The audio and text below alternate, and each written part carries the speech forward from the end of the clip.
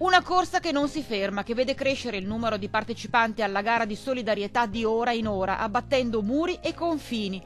Una voglia di fare del bene che in questi anni di individualismo, di affanno e stress del quotidiano pare quasi irreale. Eppure c'è. Esiste ed è forte più che mai, come conferma quello che voi telespettatori state facendo per il piccolo Joe, appoggiando la campagna che il gruppo Made in Nord-Est sta sostenendo dopo aver accolto l'accorato appello della mamma del cucciolo di guerriero di 2 anni e poco più, che necessita di una delicatissima e costosissima operazione per poter correre e camminare come i suoi coetanei.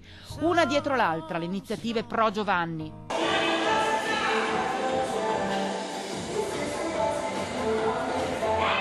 Più di 2.000 euro raccolti a Rossano in diversi momenti. In palestra l'associazione Girasole, appoggiata dalla sindaca Martini, ha organizzato una serie di attività per il piccolo Joe. Sono orgogliosissima di essere il sindaco di un paese che risponde quando viene chiesta la solidarietà. Ringrazio dal più profondo del cuore Chiara, Sabrina, Benedetta e Nicoletta per avermi chiesto la disponibilità dei locali, ma di tutti i volontari che avete potuto vedere, di tutta la gente che ha risposto all'appello.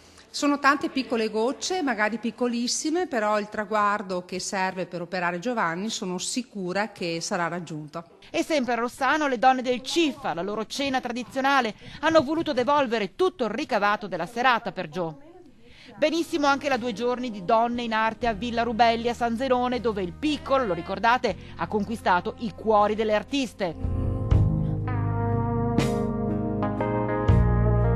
Tra la vendita di biscotti e le offerte sono stati raccolti più di 4.300 euro in poche ore. Insomma, una goccia dopo l'altra si fa un mare, soprattutto un mare di emozioni, quelle che regalate voi telespettatori.